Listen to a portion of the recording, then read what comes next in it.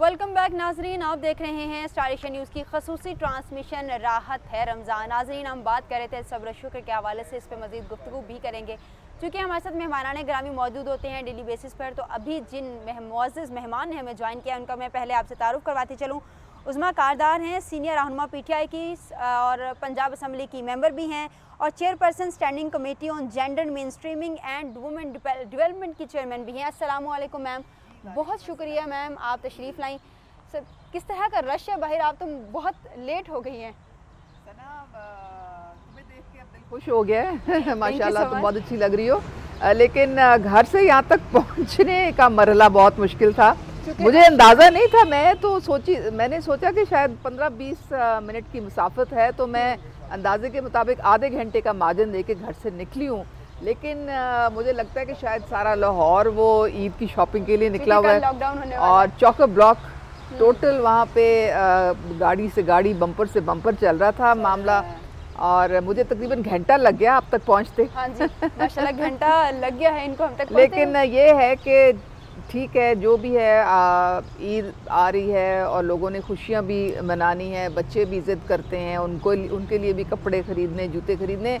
लेकिन आज के बाद काफ़ी अब लॉकडाउन की तरफ हम जा रहे हैं क्योंकि हालात बहुत ही मुश्किल हैं, जिसकी वजह से हमें ये हुकूमत को इतने सख्त किस्म के जो है मेजर्स लेने पड़ रहे हैं। अच्छा मैम, अभी जैसे कि आपने भी देखा, आप बाहर से आई हैं, एक अजीब सा रश है, लोग उमड़ आए हैं मैदान में। मार्केट में जाएं तो पाँव रखने की जगह नहीं है क्योंकि हम लॉकडाउन लगाने जा रहे हैं।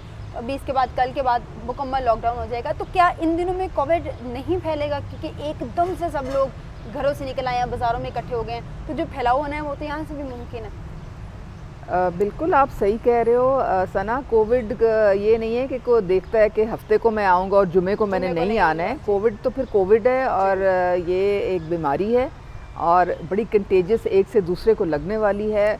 लोगों को बहुत ज़्यादा एहतियात की ज़रूरत है। जो आज निकल के उमड़ आया, एक तूफ़ान उमड़ आया है लोगों का, बहुत परेशानी का आलम है। यानी कि जब देखते हैं, देखें आप, जब एक समझें कि जी किसी दूसरे को हो सकता है, मुझे नहीं हो सकता, लेकिन आप अपने हमसाया मुल्क की तरफ अगर नज़र दौड़ाएं तो इस वक्त डेली 4 लाख लोग, तो अगर वहाँ पे इतना एक डेंजरस हालात हैं तो उससे हमें सबक सीखना चाहिए कि हम उस वक़्त के आने से पहले अपने आप को बचा लें।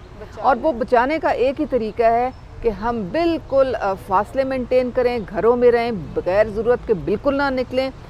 ईद देखें, जान है तो जहान है। आपकी सेहत होगी तो ज़िंदगी आगे चलेगी।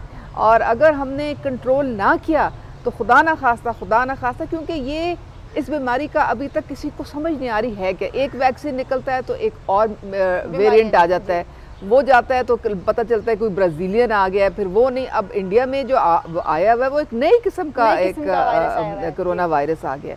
तो इसलिए हमें हर हालत में अपने आप को बचाना है, उसके लिए हमें थोड़ी बहुत कुर्बानी देनी पड़ेगी। लेकिन देखें, लोग जो हैं वो समझने का नाम नहीं लेते। हालांकि बारहा हम अपने प्लेटफॉर्म से भी आप तक ये पैगाम पहुंचा रहे होते हैं कि घरों में रहें, अपनी और अपने प्यारों की हिफाजत करें। लेकिन अच्छा मैम, लोगों ने तो शायद कसम खा रखी है कि उन्होंने संजीदा होना ही नहीं है किसी भी किस्म के वायरस को लेकर।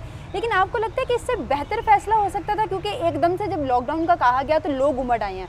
तो क्या ये जो आखिरी 4 दिन हैं जिनमें लॉकडाउन लगाया जाना है, तो क्या इन 4 दिनों में सिर्फ कोविड ने आना, बाकी पूरा महीना कोविड रहा था, या कोविड ने नहीं होना था, या फिर अब एक अचानक से जो लॉकडाउन लगा दिया गया है इस वजह से जो लोग मैदान में ज़्यादा आ गए?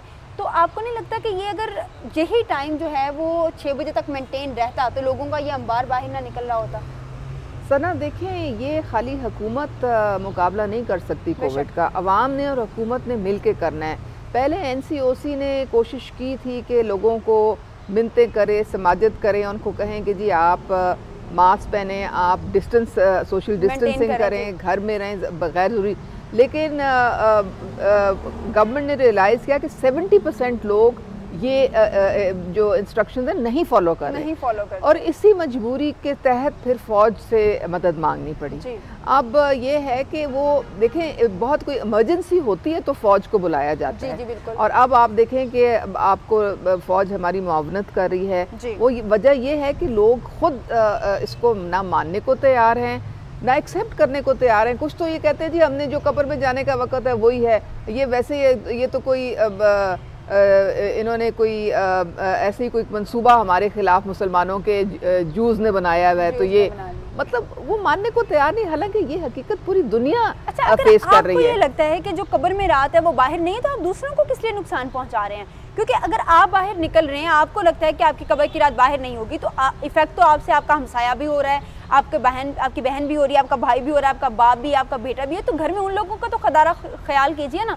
अपने लिए ना सही दूसरों के लिए जीना शुरू कर दीजिए, अपने लिए ना सही अपने बड़ों के लिए, अपने बुजुर्गों के लिए, अपने बच्चों के लिए अपने आप को महफूज रखिए, खुदारा एहतियात कीजिए, क्योंकि जब तक ये हम कंट्रोल नहीं करेंगे चीज़ों को, कोविड ख़त्म नहीं होगा, हमारी ज़िंदगी मामूलात पर नहीं आएगी। इसलिए बारहा आपसे कहा जाता है कि मास्क पहनिए, खुदारा ख्याल कीजिए और अपने अपनों का भी और अपना भी ख्याल कीजिए।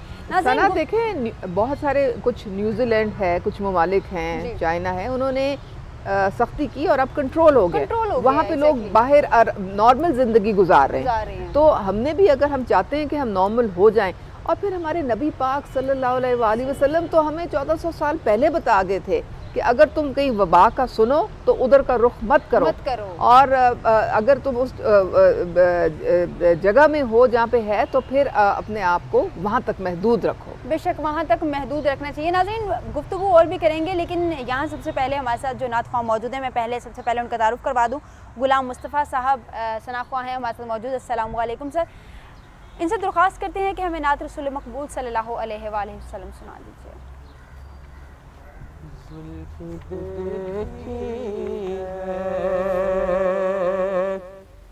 के नजरों ने गटा देखी है,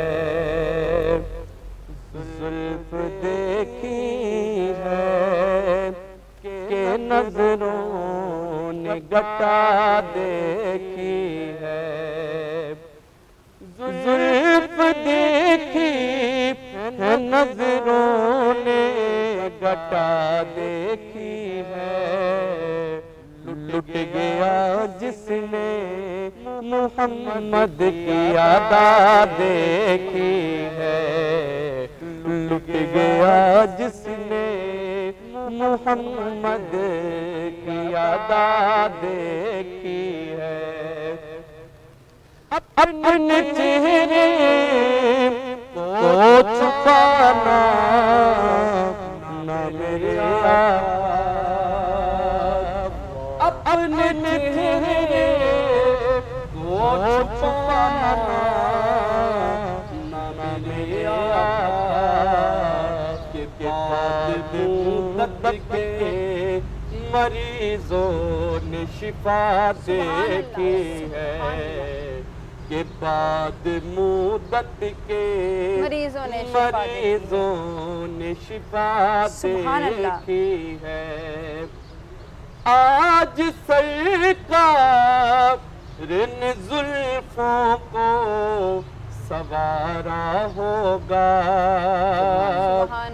आज सरकार ने जुल्फों को सवारा होगा, तभी हाकिम ने मुअत्तर सी फिजा देखी है, तभी हाकिम ने मुअत्तर सी फिजा देखी है, लुट गया जिसने मोहम्मद की अदा देखी है। सुभान अल्लाह, माशाअल्लाह। बेशक लुट गया वो जिसने मोहम्मद सल्लल्लाहु अलैहि वसल्लम की अदा देखी है, क्योंकि उनका एक दीदार करने के लिए हम सब मुंतज़िर हैं। हम सब चाहते हैं कि ज़िंदगी में एक बार हज़रत मोहम्मद सल्लल्लाहु अलैहि वसल्लम का दीदार कर सकें, लेकिन क्या वो खुश नसीब हैं हम, और किस तरह से वो खुश नसीबों की लिस्ट में शामिल हुआ जा सकता है? तो इसी तरह से मुमकिन है कि अल्लाह के प्यारे होकर ज़िंदगी गुजारिए, अपनी ज़ुबान से किसी को तकलीफ़ मत दीजिए, किसी का दिल मत दुखाइए, किसी की दिल आज़ारी मत कीजिए, अल्लाह के हजूर सजदा करिए, शुक्र अदा कीजिए, मायूस मत होइए। तो इसी तरह से मुमकिन है कि अल्लाह के प्यारे होकर रहिए, और जब तक आप अल्लाह के प्यारे होकर नहीं रहेंगे, किस तरह से मुमकिन है कि हजूर पाक सल्लल्लाहु अलैहि वसल्लम के दीदार का शर्फ हमें महसूस हो। नाज़रीन, बातों का सिलसिला जारी रहेगा, लेकिन यहाँ वक्त हुआ एक शॉर्ट ब्रेक का। देखते रहिए राहत है रमज़ान।